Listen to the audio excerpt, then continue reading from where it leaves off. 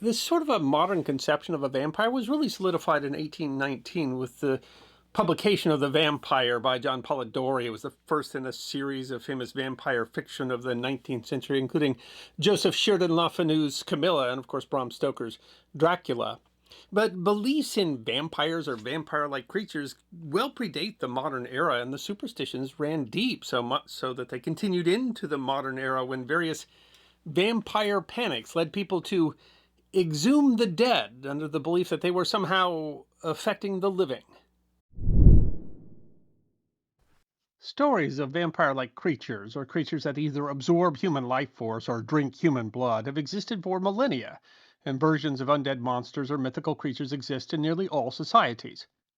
The ancient Mesopotamians believed in the demonic deity Lamashtu, who had the head of a lion, the teeth of a donkey, naked breasts, a hairy body, hand stained, long fingers, and fingernails, who fed on the blood of infants. The myth of the vampire as we know it today, however, comes largely from 18th century southeastern Europe, when local superstitions were first recorded. These vampires differed from our modern understanding. For instance, fangs were generally not a feature. If seen in a coffin, vampires were expected to appear bloated from drinking blood, with blood visible from their nose or mouth. An important piece of vampiric lore is contagiousness. When a vampire comes, more people begin to die, especially those nearest the deceased. The first exhaustive description of vampires appeared in 1645, describing the Balkan belief in vampires and the book On Certain Modern Opinions Among the Greeks. Among the earliest real people known to be reported as a vampire was a man named Yuri Grando from Istria in modern Croatia. Locals reported that Grando became a vampire after he died in 1656 and that he drank blood from his victims and harassed his widow. He was exhumed and a stake driven through his heart, and later his corpse was beheaded. An epidemic of vampirism was reported in Poland and Russia in the late 1600s, described in the French newspaper Mercure Gallant. They appear from midday to midnight and come to suck the blood of living people and animals in such great abundance that sometimes it comes out of their mouths, their noses, and especially their ears. In 1725, a village in Serbia, then part of the Habsburg Empire, contacted a health and safety official whose job generally was to attempt to prevent epidemics of illness. The villagers, however, were concerned that a man named Peter Plogojowitz, who had died 10 weeks earlier, was bringing death to their homes. His widow claimed their husband had knocked at their door after his funeral, demanding his shoes before he tried to strangle her. He appeared each night for 9 more nights, attempting to strangle others who mysteriously grew sick and died shortly after. In his report, the official wrote that villagers had determined that Peter was back from the dead, or in Serbian, vampiri. They just wanted a stamp of approval for their solution. An autopsy was performed on Peter's body, and it was noted that his corpse was completely fresh. Fresh blood was on his mouth, supposedly from his victims. The official watched as the villagers drove a sharpened stake through his torso, causing much blood, completely fresh, to pour from the corpse's ears and mouth. The report sent to Habsburg authorities concluded that all the indications were present and that, indeed, Peter was a vampire. The official knew that the civilized people of the empire would doubt the idea of vampires, but he insisted that even so, he had done what he had to calm the villagers, who were beside themselves with fear. 18th century Europeans lacked the science to explain why bodies might appear fresh, sometimes even more hale looking than they had on their deathbed. Even the blood, which is not actually blood, is a natural part of decomposition. Folk tradition called them revenant, from the French revenir, meaning to come back. In 1731, Austro-Hungarian regimental surgeon Johann Flukinger visited another Serbian village on the Ottoman border to investigate the mysterious deaths. A man named Arnold Paole had died in an accident after claiming that he was protected by a vampire by eating dirt from its tomb and cleansing himself with its blood. At least 4 people claimed that they had been tormented by Arnold before they themselves died. Village leaders dug up his body 40 days after he died and found out that it was incorrupt and covered in blood. His nails were said to have fallen off and grown anew. When he was stabbed with a stake, his body let out a groan. 5 years later, there was another spate of vampires, supposedly because Arnold had fed on calves that were now being slaughtered and more were being infected by eating the meat. A full-on panic was at hand. Flukinger was a man of the most modern science the 18th century had to offer.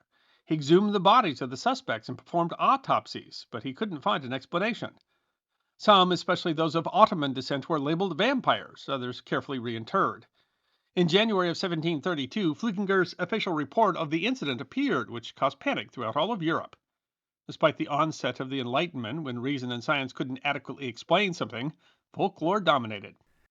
These and other epidemics of vampirism caused the vampire controversy, when numerous treatises discuss vampires and their theological and philosophical implications. This despite the Vatican declaring vampires creatures of the imagination. Empress Maria Theresa of Austro-Hungary sent her personal physician to investigate these claims, who determined that vampires weren't real, leading the empress to pass laws that prohibited opening graves and desecrating bodies. In Europe, the controversy subsided along with cemetery reform, which moved cemeteries away from churches where the ground was overflowing with the deceased to more remote cemeteries where the bodies could be buried more effectively and sanitarily. Reports of the Revenant faded. But they didn't die out entirely. Across the Atlantic, people in America had their own vampire superstitions, although they may have never used the word vampire themselves.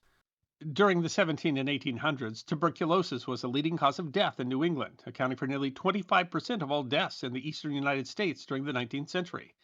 Tuberculosis had been studied but remained poorly understood.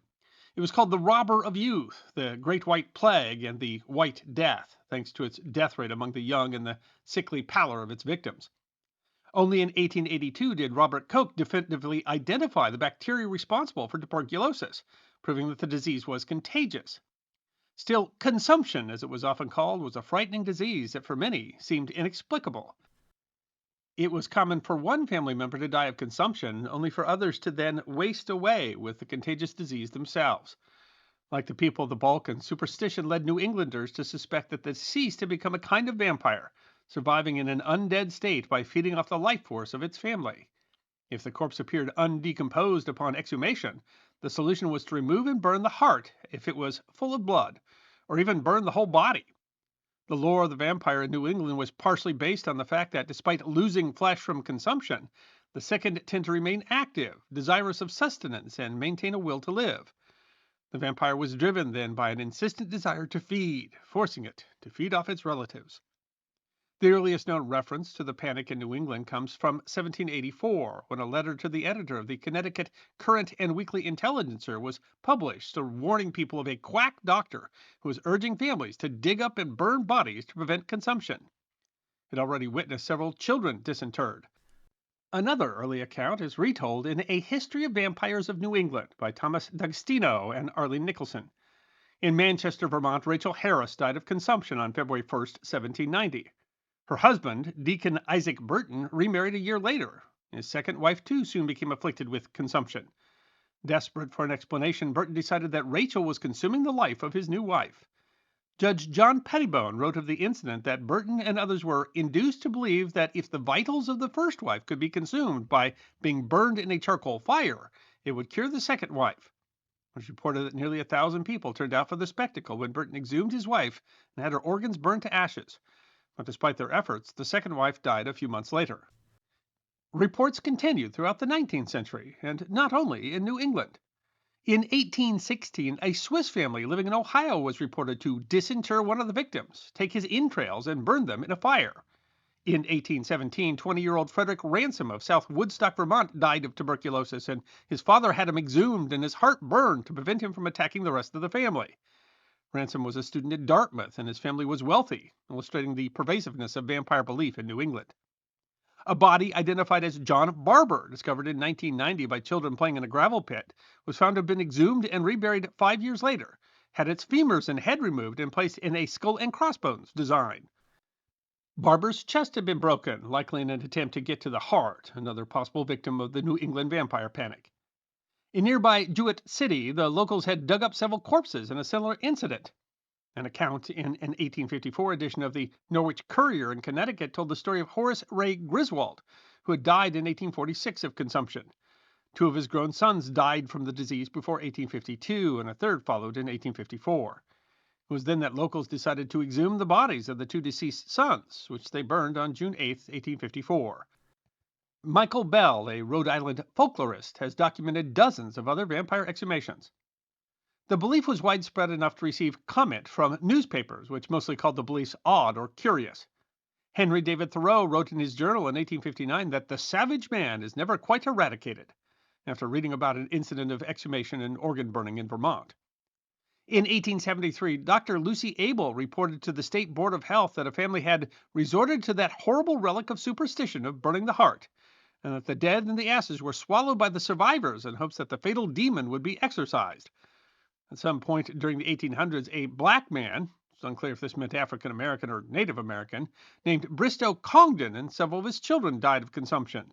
And according to a source, the body of one of the children was exhumed and the vital parts were burned in obedience to the dicta of this shallow and disgusting superstition.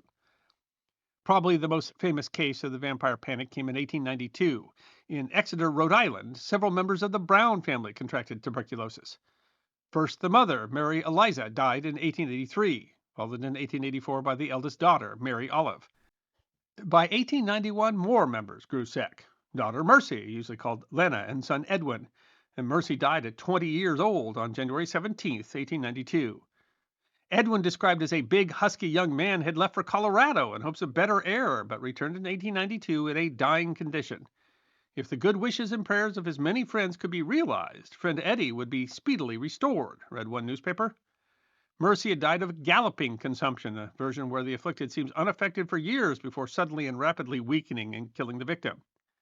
Despite Dr. Koch's identification of the bacterial nature of tuberculosis, in 1892 a physician wrote that tuberculosis seems to be related to impure air, drunkenness and want among the poor, and enervating luxuries among the rich. The father, George Brown, was convinced to exhume the bodies to examine them for possible signs of vampirism after he was besieged on all sides by a number of people who expressed implicit faith in the old theory, though he himself didn't attend the event or believe Mercy was a vampire. The bodies were removed on March 17th, 2 months after Mercy had died. In fact, Mercy had not yet been buried, as they were waiting for spring and the ground to thaw. Instead, she had been left in an above-ground tomb. Mary Eliza and Mary Olive seemed to be properly decomposing, but Mercy was found in a fairly well-preserved state, according to the Providence Journal. Most importantly, the heart was found to have clotted and decomposed blood. The old superstition, the journal went on, is that so long as the heart contains blood, so long will any of the immediate family who are suffering from consumption continue to grow worse. Mercy's liver and heart were removed, burned, and made into a tonic that was fed to Edwin. Edwin died 2 months later. In this case, and most others, locals never called the exhumed vampires, although the term was often used by newspapers who connected the incidents to similar ones in Europe. Unlike modern vampires, these vampires were not thought to actually leave their graves, but instead to work by charm and continue to live in their graves. In 1888, a writer explained that the superstition is that the vital organs retain a flicker of vitality and by some strange process absorb the vital forces of the living. New coverage of the event went global after George Stetson examined the barbaric superstition and published his findings in the American Anthropologist. The London Post declared the Yankee vampire an American problem, one that the civilized English would never have. The Boston Daily Globe even suggested the superstition was the product of inbreeding. The more civilized newspapers were aghast at the Mercy Brown incident, calling her hometown deserted Exeter, and writing that there are considerable elements of rural population in this part of the country on which the forces of education and civilization have made scarcely an impression. As a matter of history, Michael Bell examined the deaths and exhumations from an anthropological perspective for a 2006 article in the Anthropology and Humanism journal, as well as his own books.